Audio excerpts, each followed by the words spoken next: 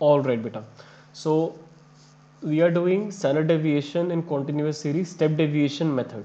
So beta, as you can see that we have question written on the board.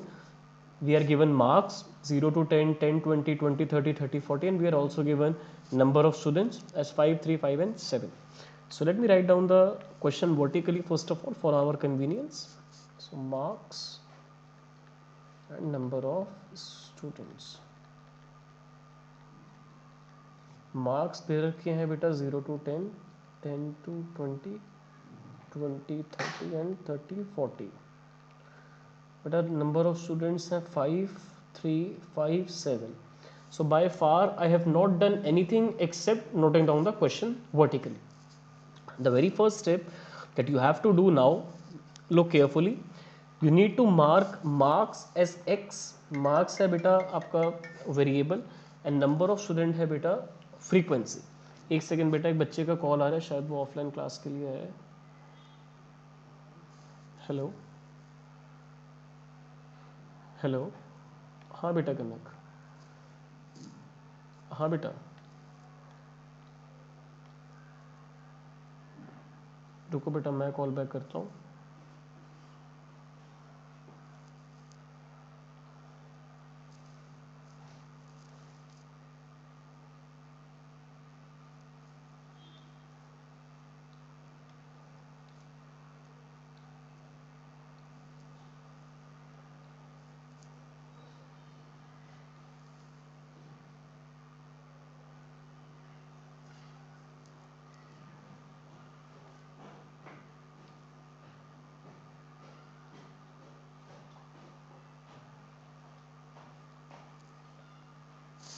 आ जाओ बेटा. Good evening बेटा.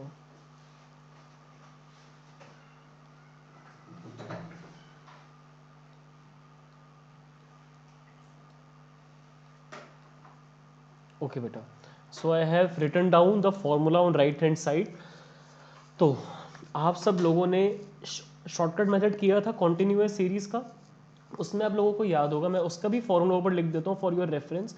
तो बेटा shortcut method में क्या होता था ना, you took sigma F D square upon sigma F minus sigma F D upon sigma F का whole square. Remember the formula for continuous series. This was shortcut method. Now in step deviation method, the only difference is that d's have been converted into dash. Also in last I have multiplied my column with common factor, that is c. अब बेटा आपको सारे numbers को c से divide करना होगा और last में c से मल्टीप्लाई करना होगा. बस ये स्टेप है. It is only meant for providing your calculations easier. Otherwise step deviation method is nothing other than addition to shortcut method. बाकी शॉर्टकट मेथड से भी आंसर आ जाता है, कोई नीड नहीं है एक एक्स्ट्रा मेथड की. But this method is generally asked in 6 marks question, that's why इस मेथड का इन्वेंशन करा गया और बेसिकली कैलकुलेशन को सिंप्लीफाई करने के लिए. Now marks I have written down vertically, number of students I have written down vertically. Now shortcut method तो हमें यूज़ करना ही नहीं है, तो ये तो मैं यहाँ से इरेज कर देता हूँ ताकि आप लोगों को confusion नहीं होनी चाहिए बेटा. Now you see I need d dash. Now for those who don't remember how to calculate d dash, you need to divide d with c. अब कुछ बच्चों को तो यहाँ पर भी कन्फ्यूजन होगी. अगर यहाँ भी कन्फ्यूजन हो रही तो वेरी गुड बेटा, आप लोगों को स्टेटिस्टिक्स में बहुत प्रैक्टिस करनी है अभी. तो बेटा यहाँ पर हमें d और c की वैल्यू पता करनी है.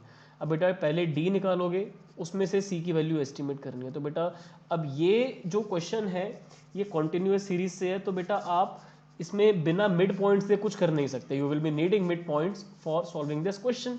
So let me write down midpoint over here. Now between 0 to 10 the midpoint will be 5. Between 10 to 20 the midpoint will be 15. For 20 to 30 midpoint will be 25. 30 40 midpoint मिल गया मुझे 35. सही लिखे हैं ना? ठीक है बेटा. Now midpoints I have written down. Next step is you need to calculate deviations from the assumed mean. I've already told you many times that assume the mean, the shortest one. It makes your question easier. So let me assume mean as 5. So now I need to calculate column number D. I need to calculate it using mid values minus my assumed mean, because here I cannot literally do anything with my x because they are given in intervals, so I am taking it in deviation. Now beta 5 minus 5 will be 0, 15 minus 5 will be 10, 25 minus 5 will be 20, 35 minus 5 will be 30. D की value आ गई. Now in this formula nowhere I need D. What I need is D dash. So for calculating D dash, you just need to do one more thing. You need to divide all the values in column D with some common factor, and you can pick common factor from the column also, and you can pick on your random. And if you are not able to find any common factor, it will be 1.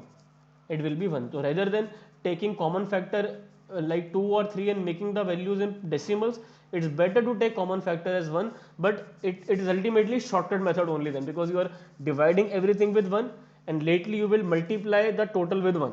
So it doesn't help at all, but rarely question comes like that.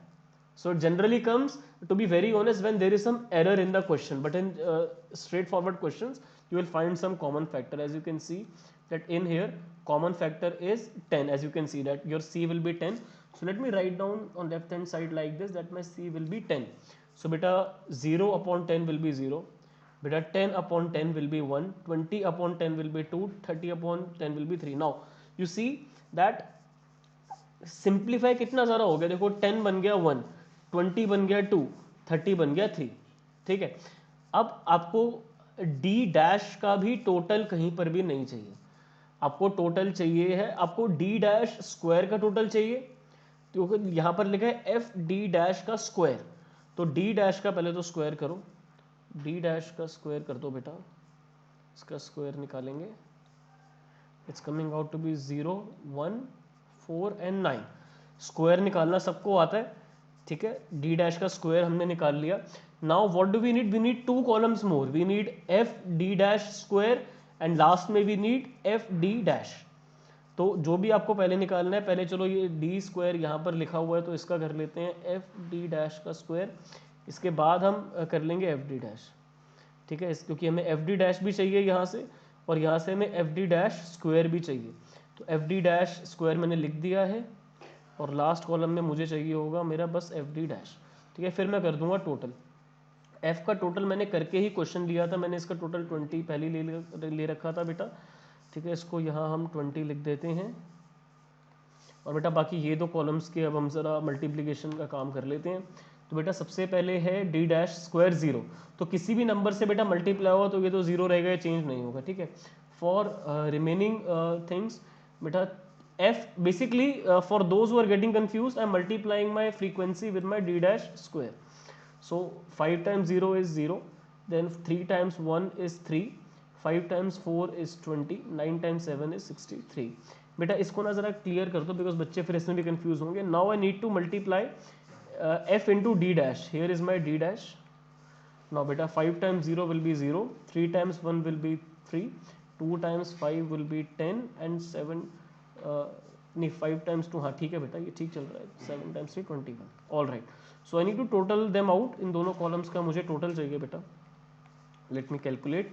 सो बेटा 23 and 63, only this much, 86 आ गया बेटा यहाँ पर. फिर बेटा F D dash, तो बेटा यहाँ 13 and 21 34. Let me cross check बेटा. 31 एंड 3 34 एंड बेटा 83 एंड 3 86. ठीक है बेटा, ये तो बस यहाँ से क्लीन कर रहा हूँ. Now just put it in the formula and you will get your answer. So for standard deviation using step deviation method, now my fd dash square I have calculated as 86, sigma of f is coming out to be 20. Now fd dash का total है 34 and sigma of f is 20. इसको square करना है and we need to multiply it with common factor that is 10. Okay. सो बेटा 86 को divide कर दो 20 से and you will get 4.3 minus 34 by 20, 34 by 20 is coming to 1.7. बेटा 1.7 का स्क्वायर कर दो, 2.89 मल्टीप्लाई बाई 10. बेटा 4.3 माइनस 2.89 1.41. बेटा इसको ना 9 लिखो अच्छे से, ये 1 लग रहा है, ठीक है, मल्टीप्लाई बाय 1। बेटा 1.41 का अंडर रूट निकाल लो, it will come out to be obviously 1 point something is coming out to be 1.18, multiply it with 10, the 1.18 multiply it with 10, 11.8, standard deviation is coming out to be 11.8. according to me this question required so many decimals. इस question में बहुत ज़्यादा ही decimals लगे. Don't expect such a question in exam to be very honest.